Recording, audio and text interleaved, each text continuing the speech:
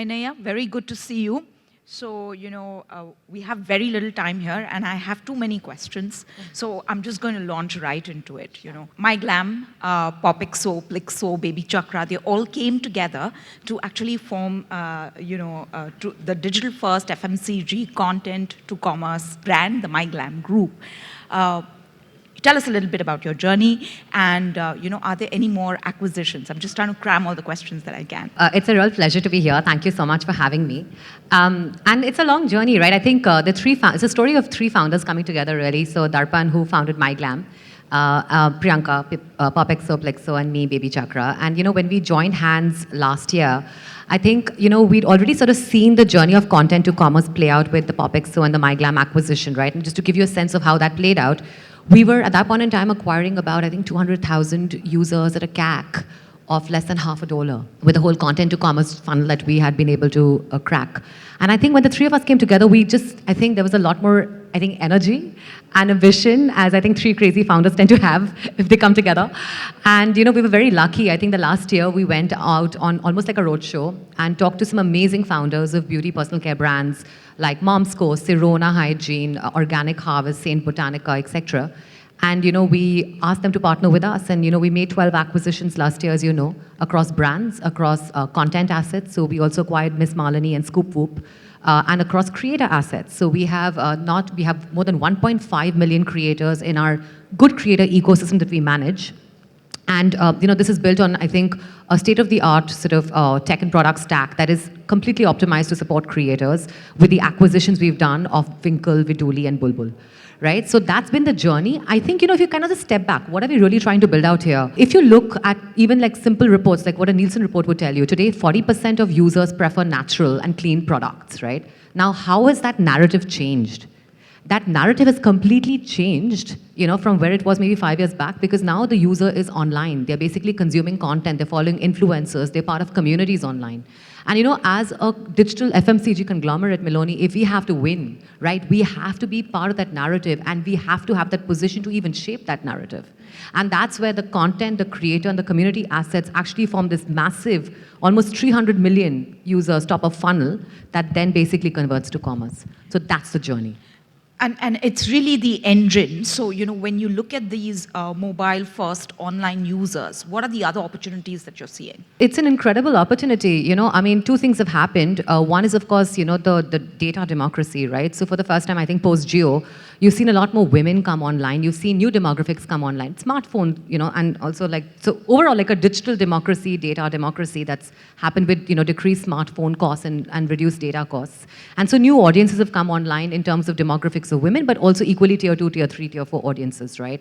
They're still consuming the same kind of content for the most part. Of course, there's different variations of it, but the aspirations are set by what they consume online.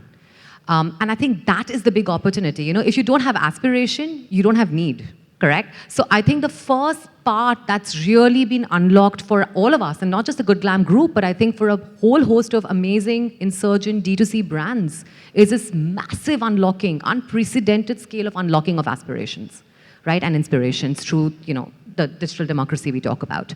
I think the second, of course, has been facilitated by this entire, the unlocking of UPI. Someone just talked about 40% of payments, UPI-led. It's incredible. The entire financial infrastructure, the logistics infrastructure stack, right? The cost of doing business with all the marketplaces proliferating and introducing new markets to us as D2C brands, I think that's just an unprecedented opportunity. So what's going forward for us as brands? I think two things. One is, of course, going deeper and deeper into the relevant user cohorts, customer cohorts in India, by engaging them top of funnel with our assets of content community creators, but equally converting them at a much more optimized scale with the conversion metrics that we do, but also I think with the supporting infrastructure of our own D2C logistics partners and marketplace partners. And the second piece, I think all Indian entrepreneurs today, and I know many of them now are so hungry for and have global ambitions. So very happy to share that last quarter we launched in the GCC. And I think the next year is all going to be about international. Right, okay. Any more, that you want to talk about, IPO? expansion? I mean, so we've come out in and shared that we do have aspirations to go public in the next 2 years. But I think it's also dependent on macros, and we've sort of seen, and someone said this. I think some of these are it all depends, right? But I think that's what the group is working towards. So if I were to sort of summarize our breathless journey in the last 2 years, if you will.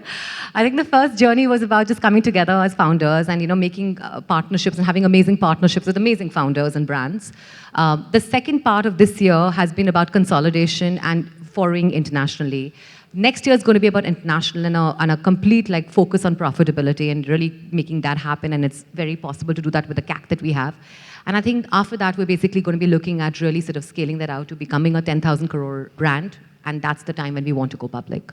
All right, and we wish you success with that. But, there's a lot of talk about D2C brands such as yours, but there is this also growing realization that, possibly they need to be physical and digital.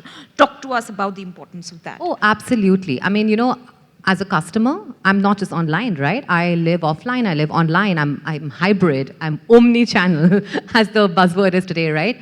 And of course, you have to be where the customer is, right? So as a brand and as a group of brands today, what we believe is that, of course, we will, we've had massive success, I think, on the D2C side. We've also seen a lot of support and scale on our marketplace side. And the third thing, we have about, 40,000 points of sale. And we continue to index and invest in that. And we're also looking at EBOs. So absolutely, you have to be where the customer is. And that is online, offline. You have to meet them where they are. And I think offline offers a very important point of experience and a point of trust, which online is still sort of catching up to doing in some ways, right? Naiyya, last question to you now. What is it to be a woman entrepreneur building for women?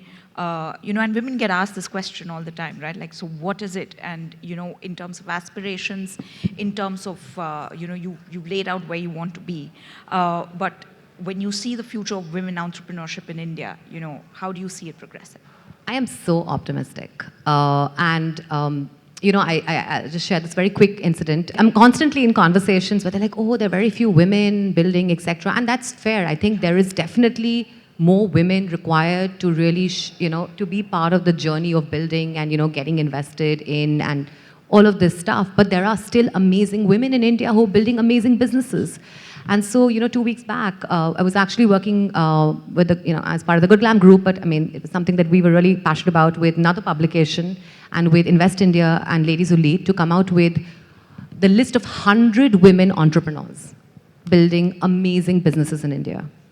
And I'm sure some of you would have come across that list. I think it took on a life of its own. In fact, Piyush Goyalji also kind of talked about it. I mean, it's been all over.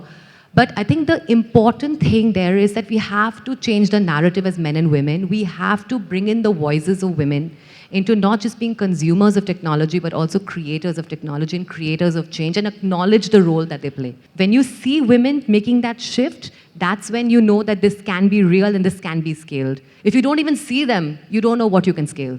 So I think that's my belief in being a woman, and I think I'm very proud to be part of this amazing cohort of amazing women building for India, building in India, and building with India.